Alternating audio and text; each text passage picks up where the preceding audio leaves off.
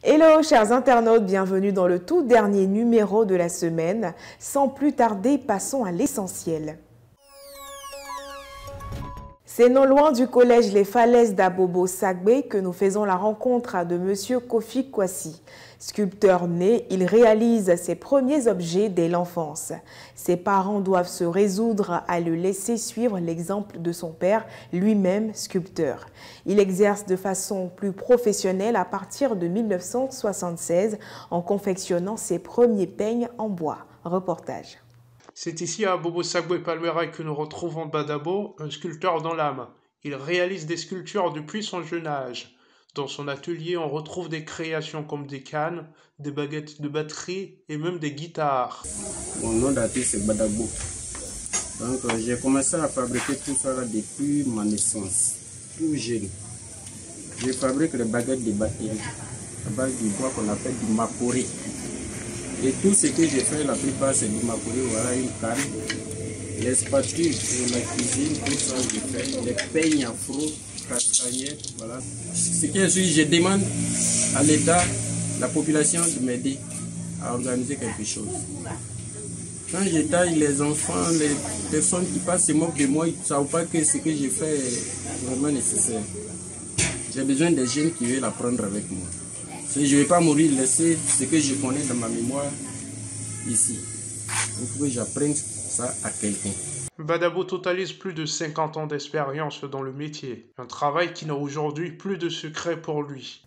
Depuis le 2 septembre dernier, le ministère des Transports, en collaboration avec la police, avait lancé une vague de réquisition des motos sans carte grise. Ces motos dites de plaques banalisées font l'objet d'une traque depuis lors. Pendant ce temps, les motocyclistes ne savaient où se diriger pour obtenir le dit document. Une situation qui, selon ces derniers, les laissait livrer à eux-mêmes. C'est finalement le 15 septembre dernier que le guichet unique provisoire d'immatriculation des motos a démarré ses activités. Voici le compte-rendu de Jean-François Benguier et de Robert Bassinga. Nous sommes à la préfecture de police d'Abidjan. C'est ici que se trouve le seul guichet des motos. Chaque jour, un grand nombre de motards s'y rendent pour obtenir leur carte grise. Ils se plaignent de la lenteur des services. Ici, le troisième jour que je suis là. En tout cas, le service est vraiment lent. Vraiment lent. Et puis, il y a moins d'organisation aussi. Même si c'est un lieu des autorités, mais ils ne sont pas organisés. Ils sont pas organisés. Tu ne sais même pas quand tu fais, même si tu es nouveau, mais tu ne sais pas comment prendre les procédures pour pouvoir quitter là. Tu as arrêté là jusqu'à... Comme vous-même le constatez, il y a assez de motos garées. Depuis hier, moi, il tout à l'heure pour venir ici. Au moins, ils auraient dû, comment on appelle ça, créer des filiales, par exemple, pour qu'on peut rester à Yopougon dans chaque commune, au moins un siège là-bas, voilà, pour qu'on puisse. Sinon, quand tout le monde se retrouve ici, c'est pas vraiment facile. Depuis ce matin, aujourd'hui, comme je suis là, on ne sait même pas comment ça se passe. Au moins, même si avec des agents qui venaient nous expliquer comment ça se passe, et actuellement, on ne sait rien. On ne sait même pas si on doit se mettre dans un rang. Ces motards souhaitent une amélioration des services de la police d'Abidjan. Ils proposent à cet effet la décentralisation du guichet pour mieux servir. Une nouvelle forme d'anarque est apparue dans notre espace digital. Il s'agit des prétendus sites d'investissement en ligne, notamment Baïta. Ce serait une plateforme d'investissement en ligne permettant à ses souscripteurs de faire des gains quotidiens en fonction de la somme misée. Après 1 an d'existence, Baïta aurait disparu, laissant ses victimes sans nouvelles. Shaina Koulibaly en a rencontré quelques-uns.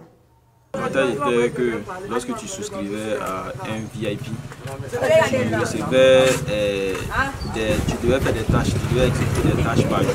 Maintenant, après avoir fini d'effectuer ces tâches-là, tu avais des revenus en fonction du VIP que tu souscrivais. Au départ même, lui qui m'a parlé de Baïta, il m'a dit que c'est un investissement à risque. C'est un investissement, c'est-à-dire que bon, ce réseau peut fermer à tout moment aussi. D'accord, mais malgré ça, vous avez tenu à souscrire. Pourquoi?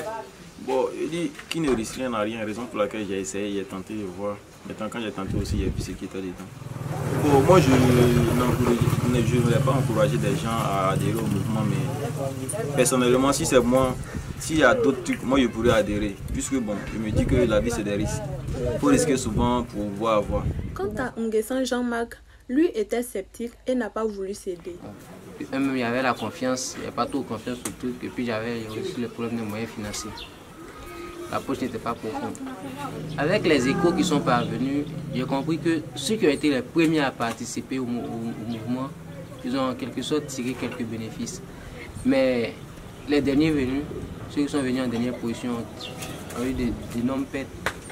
Économisez 3 pièces d'or et la 4e vous tombera dans les mains. Chers internautes, je vous invite à suivre ce conseil à partir de lundi prochain car le mode week-end est activé. Profitez-en sans oublier que les activités reprennent dans 2 jours. Merci de nous avoir suivis. PP News revient la semaine prochaine.